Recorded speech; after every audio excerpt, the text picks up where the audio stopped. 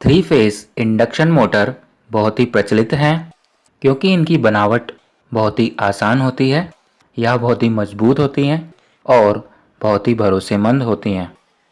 चलिए पहले हम थ्री फेस इंडक्शन मोटर की कंस्ट्रक्शन को समझें। ज़्यादातर इंडक्शन मोटर में दो पार्ट मेन होते हैं, स्टेटर और रोटर।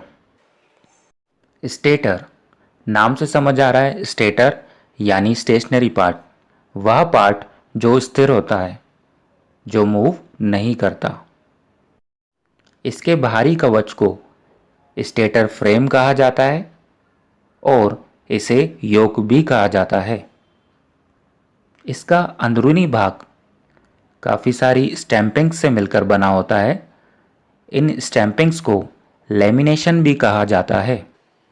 इन लैमिनेशंस के अंदर की तरफ स्लॉट्स कटे होते हैं जिसमें थ्री फेस बाइंडिंग को रखा जाता है।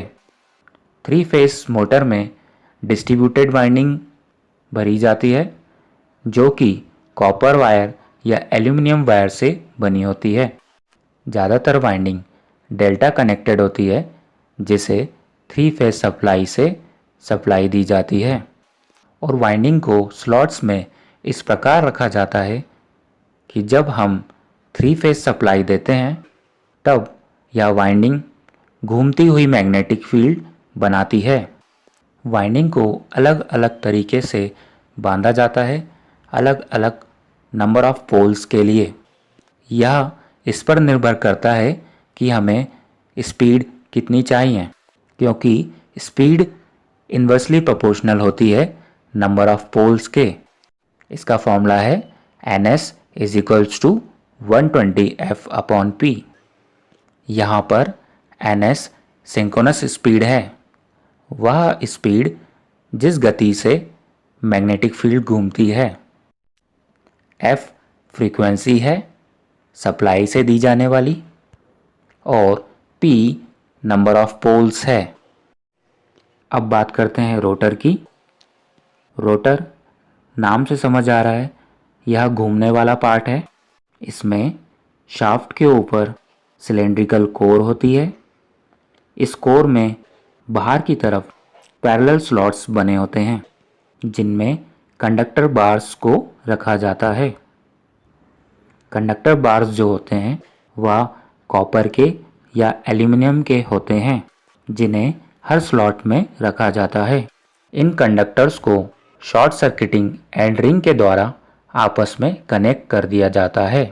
जो स्लॉट्स होते हैं जिनमें कंडक्टर बार्स को रखा जाता है वह शाफ्ट के एक्सिस के पैरेलल नहीं होते हैं, जबकि थोड़े से स्क्यूड होते हैं। इसके दो कारण होते हैं। पहला, ऐसा करने से नॉइस कम हो जाती है यानी आवाज़ कम हो जाती है, और दूसरा, इससे स्टॉलिंग की संभावना भी कम हो जाती है। स्टॉलिंग यानी मोटर का अटक जाना। अब हम वर्किंग प्रिंसिपल समझेंगे। जब हम मोटर में थ्री फेस सप्लाई देते हैं जिसकी वजह से मोटर की वाइंडिंग में करंट फ्लो करता है और यह करंट इस प्रकार होता है कि यह घूमती हुई मैग्नेटिक फील्ड उत्पन्न करता है, क्योंकि हम जानते हैं थ्री फेस सप्लाई का करंट किस प्रकार वेरी करता है, बदलता है। यह मैग्नेटिक फील्ड रोटर के कंडक्टर से जाकर लिंक करती है और फाराडे के नियम के अनुसार इन रोटर कंडक्टर में ईएमएफ उत्पन्न हो जाता है, और क्योंकि कंडक्टर्स एंड रिंग के द्वारा आपस में जुड़े हुए हैं जिससे एक क्लोज सर्किट बनती है और इस क्लोज सर्किट में करंट फ्लो होता है। करंट का डायरेक्शन हम लेंज लॉ के मदद से ज्ञात कर सकते हैं, जो यह कहता है कि रिजल्ट यानी कि करंट हमेशा कॉज यानी कि मैग्नेटिक फील्ड के विपरीत होगा। यहाँ पर करंट के उत्पन्न होने का कारण मैग्नेटिक फील्ड का घूमना है,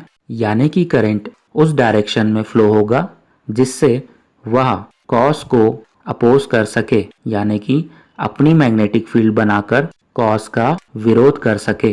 करंट के खुद की मैग्नेटिक फील्ड बनाने की वजह से रोटर के ऊपर एक बल उत्पन्न होता है जो उसे घुमाता है, जिसकी वजह से रोटर मैग्नेटिक फील्ड के डायरेक्शन में ही घूमने लगता है। यानी कि हम कह सकते हैं इस प्रोसेस में रोटर के ऊपर पोल्स उत्पन्न होते हैं जो कि हमेशा स्टेटर के ऊपर घूमते हुए विपरीत पोल्स को पकड़ने की कोशिश करते रहते हैं। रोटर के ऊपर उत्पन्न हुए पोल्स हमेशा स्टेटर्स के पोल्स को पकड़ने की कोशिश करते हैं, लेकिन वह कभी उन पोल्स को पकड़ नहीं पाते, क्योंकि अगर ऐसा होगा तो रोटर मैग्नेटिक फील्ड की स्पीड से ही घूमने लगेगा, जिससे रोटर को कोई भी मैग्नेटिक फील्ड चेंज होते हुए महसूस नहीं होगी और रोटर में ईएमएफ इंड्यूस्ड होना बंद हो जाएगा और ना ही करंट फ्लो करेगा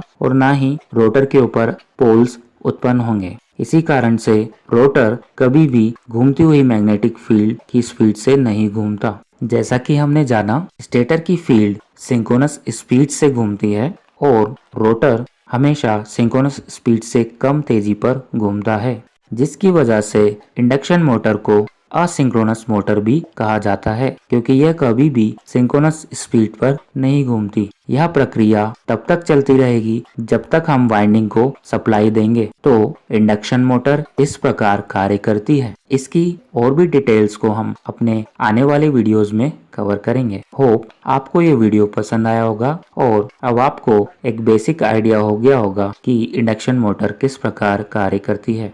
थैंक यू।